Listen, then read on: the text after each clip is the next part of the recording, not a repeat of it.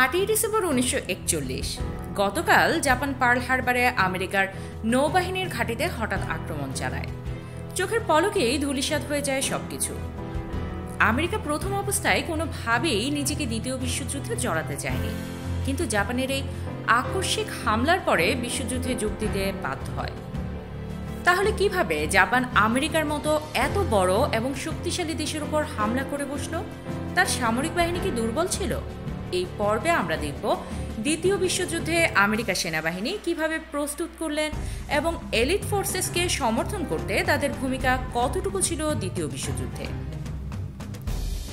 আমেরিকার president Franklin D রুজভেল্টের মতামত সাধারণত এলিট ফোর্সের পক্ষে ছিল। তিনি কংগ্রেসকে যুদ্ধে যোগ দেওয়ার আগের কয়েক বছরে বেশ কিছু পরিবর্তন করতে চাপ দেন। এর মধ্যে ছিল 21 থেকে 35 বছর বয়সী সব স্বাস্থ্যবান পুরুষদের সামরিক সেবায় নিয়োগ করা। 1940 সালে মাত্র 1 বছরে 10 লক্ষেরও বেশি লোক সেনাবাহিনীতে যোগ দেয়।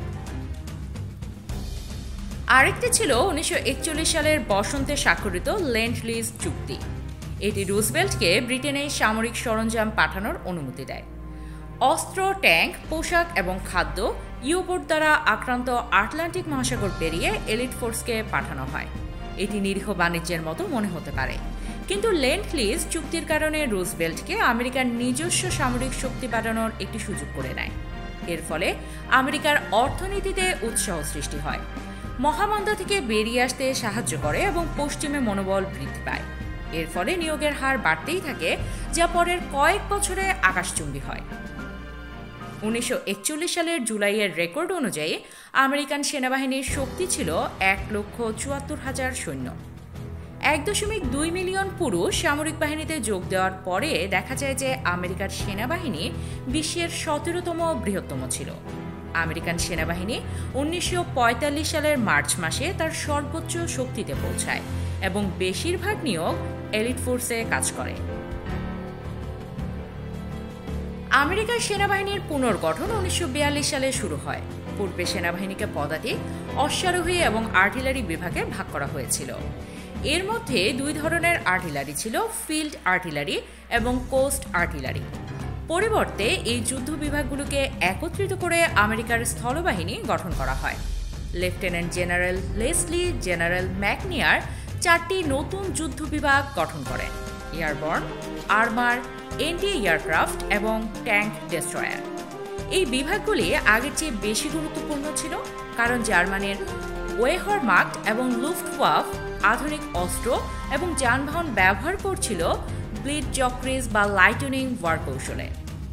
1942 সালে আকাশযুদ্ধে এলিট ফোর্সের অবস্থা খুবই খারাপ ছিল, কারণ আকাশে প্রায় অপ্রতিদ্বন্দ্বী আধিপত্য অর্জন করেছিল জাপানের লুফটওয়াফে। আমেরিকার জন্য এন্টি এয়ারক্রাফট অস্ত্রগুলি অত্যন্ত গুরুত্বপূর্ণ হয়ে উঠেছিল। এলিট ফোর্স আকাশযুদ্ধে শক্তি অর্জন না করা পর্যন্ত যুদ্ধের অবস্থার কোনো পরিবর্তন আনা সম্ভব ছিল না। এটি আমেরিকার সামরিক বাহিনীর যুদ্ধে যোগ দেওয়ার আগে কিছু বুঝতে পারেনি। তার কারণে অনেক পদাতিক ডিভিশন নিষ্ক্রিয় ছিল এবং যুদ্ধের সময় সক্রিয় করা হয়েছিল। উদাহরণস্বরূপ 1940 সালে 7ম, 8ম এবং 9ম পদাতিক ডিভিশনগুলিকে পুনর্গঠন করতে হয়েছিল। তবুও অল্প সময়ের মধ্যে আমেরিকার সামরিক বাহিনী ব্যাপকভাবে প্রসারিত হয়েছিল। 16 মিলিয়ন কর্মীর মধ্যে 70% আমেরিকান সামরিক বাহিনী দ্বিতীয় বিশ্বযুদ্ধের ইউনিটগুলিতে কাজ করেছিল। তারা প্রায় সম্পূর্ণ স্বাধীনভাবে কাজ করতে পারত, যার কারণে তারা যে কোনো অপারেশন এবং কৌশল নিজেদের মতো করেই পরিচালনা করতে পারত। যেহেতু M4 শেরম্যান ট্যাঙ্ক তখন উৎপাদনে ছিল ইউরোপে মোতায়েনের জন্য, তখন আমেরিকাকে তাদের পুরনো M3 ট্যাঙ্কগুলোকে ব্যবহার করতে হয়েছিল। পরবর্তীতে আমেরিকা ব্রিটেনকে ত্রুটিপূর্ণ M4 ট্যাঙ্ক সরবরাহ করে। M4 ট্যাঙ্ক দ্বিতীয় বিশ্বযুদ্ধের সময় দ্বিতীয় সর্বাধিক উৎপাদিত সাঁজোয়া যান ছিল এবং যুদ্ধে গুরুত্বপূর্ণ ভূমিকা পালন করেছিল। মূলত পদাতিক সৈন্যদের নিয়ে গঠিত আমেরিকান সেনাবাহিনী বিমান বাহিনীর সাথে একত্রিত হয়। নৌবাহিনী যুদ্ধের সময় একটি পৃথক বিভাগ হিসেবে রেখে দেয়। স্থলবাহিনী, পদাতিক এবং সাঁজোয়া ডিভিশনগুলি প্রায় 44 লক্ষ সৈন্য নিয়ে গঠিত ছিল। সেনা পরিষেবা বাহিনী এই সৈন্যদের ইঞ্জিনিয়ার, বিশেষজ্ঞ ডাক্তার এবং সামরিক পুলিশ বাহিনী সরবরাহ করত। 1942 সালের বসন্তের মধ্যে আমেরিকা যুদ্ধের জন্য ভালোভাবে প্রস্তুত ছিল। যুদ্ধের জন্য সরঞ্জামে বেশ কিছু পরিবর্তন করা হয়েছিল, প্রায়শই উৎপাদন খরচ এবং পরিবহন খরচ কমাতে, কারণ 90%-এরও বেশি নিয়োগপ্রাপ্ত সৈন্য বিদেশে অপারেশনে নিযুক্ত ছিল।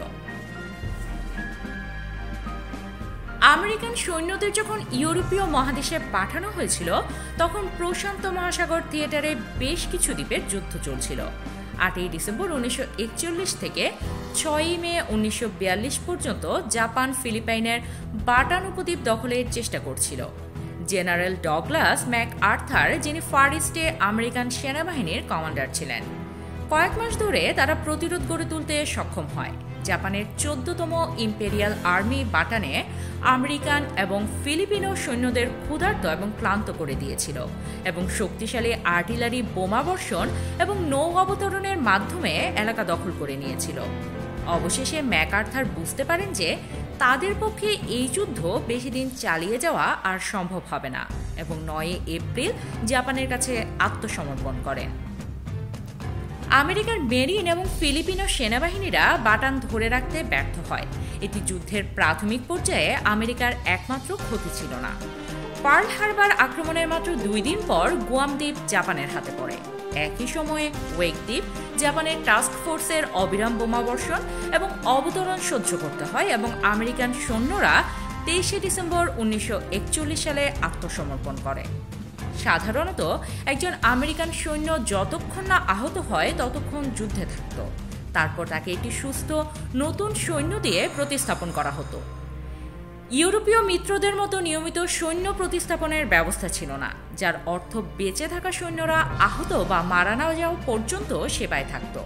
এই দ্বীপের যুদ্ধগুলিতে বেশিরভাগ যোদ্ধা ছিল এলিট ফোর্সের স্পেশাল ট্রেনিং প্রাপ্ত, যারা স্থল এবং সমুদ্র উভয় ক্ষেত্রেই যুদ্ধ করতে পারদর্শী ছিল। নভেম্বর 1942 সালে আমেরিকান এবং ব্রিটিশ সৈন্যবাহিনী পরিবহন জাহাজ ভূমধ্যসাগরে প্রবেশ করে এবং উত্তর আফ্রিকার দিকে অগ্রসর হয়।